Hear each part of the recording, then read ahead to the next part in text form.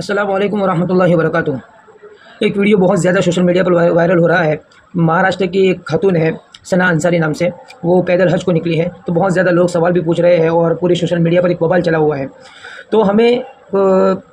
چند باتیں اس سلسلے میں ذہن نشین کرنی چاہیے کہ حج یہ ایک عبادت ہے، اور اس عبادت کی نبی قرآن کریم میں جو حکم دیا گیا ہے، یہ اتوک رجالا علی کل ضامر، کہ پیدل بھی آتے ہیں لوگ اور سواری پر بھی آتے ہیں۔ تو پیدل حج کرنا سب سے پہلا ایشو ہے ہمارا کہ پیدل حج کرنا، تو پیدل حج کرنا یہ جائز ہے، کوئی گناہ نہیں ہے، کیونکہ قرآن کریم میں اس کا تذکرہ ہے۔ تو پیدل حج کرنا جائز ہے، لیکن کوئی ثواب کا کام نہیں ہے کہ پیدل حج کرنا یہ زیادہ فضیلت کا کام ہو، زیادہ ثواب کا کام ہو، اور سواری پر سفر کریں گے تو کم ثواب کا کام ہوگا۔ ایسی کوئی بات اس شریعت کے اندر ہے نہیں، کیونکہ نبی اکرم صلی اللہ علیہ وسلم نے اپنی پوری حیات مبارکہ میں کبھی بھی پیدل حج نہیں فرمایا، اور نہ ہی کسی کو پیدل حج کرنے کی ترغیب فرمائی۔ اس لیے پیدل حج کرنا یہ کوئی افضل عمل نہیں ہے، اور کوئی یہ شریعت کی نظر میں کوئی مندوب عمل نہیں ہے، کوئی ثواب کا عمل نہیں ہے۔ ہاں جائز ہے، کر سکتے ہیں، پیدل حج کرنا جائز ہے۔ سیرے سے یہ بات کہنا کہ پیدل حج کرنا جائز نہیں ہے، سواریاں موجود ہے، بھائی اس پیدل حج کو بندہ کر رہا ہے تو گناہ کا کام نہیں ہے، جائز ہے۔ وہ جا کے حج کرے گا تو حج اس کے ذمے سے ساقط ہو جائے گا اور حج کا ثواب بھی ملے گا، لیکن پیدل چلنے کی وجہ سے اس کو زیادہ ثواب نہیں ملے گا۔ اور جہاں تک یہ ثنا انصاری کی بات ہے، تو یہ ایک عورت ہے، اور عورت کا محرم کے بغیر سفر کرنا یہ جائز نہیں ہے، اگرچہ وہ نیک کام کا سفر ہو،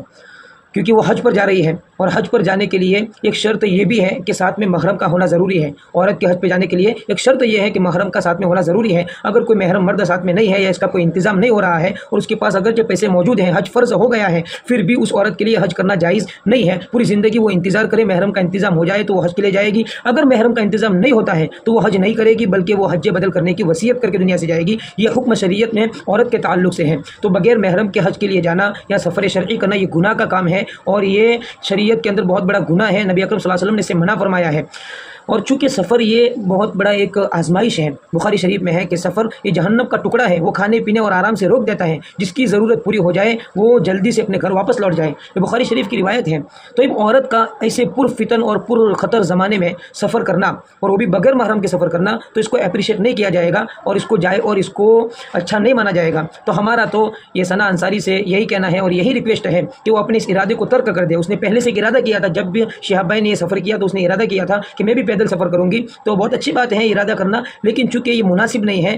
اور یہ کوئی ثواب کا کام نہیں ہے، نبی اکرم صلی اللہ علیہ وسلم کی تعلیمات کے خلاف ہے، اور نبی صلی اللہ علیہ وسلم کے طریقے کے خلاف ہے۔ اللہ کے حکم کو پورا کرنا نبی اکرم صلی اللہ علیہ وسلم کے طریقے کے مطابق یہ ہے افضل، اور یہ ہے اصل شریعت کے احکام کی جان اور روح، اور اللہ کو یہی عمل پسند ہے۔ لیکن اللہ کو ناراض کر کے اور لوگوں کی بھیڑ اکٹھا کر کے اور ریا اور شہرت حاصل کرنے کے لیے غیر محرم کے ہاتھ سے ہم پھول پہنیں گے، تو اس طرح کی چیزیں، اور غیر محرم کی بھیڑ ہوگی، اس کے بیچ میں سے جا رہی ہے، چاروں طرف غیر محرم مرد چل رہے ہیں، نعرے لگا رہے ہیں، پھول پہنا رہے ہیں، تو یہ کہاں جائز ہو سکتا ہے؟ یہ حج کا سفر، تو حج کے سفر کو ہم بدنام کر رہے ہیں، اسلام کو بدنام کر رہے ہیں، اسلام کی چھوی کو ہم لوگوں کے اور غیروں کے نظر میں اور زیادہ ہم خراب کر رہے ہیں۔ اس لیے ہماری تو ریکویسٹ ہے ثنا انصاری سے کہ اللہ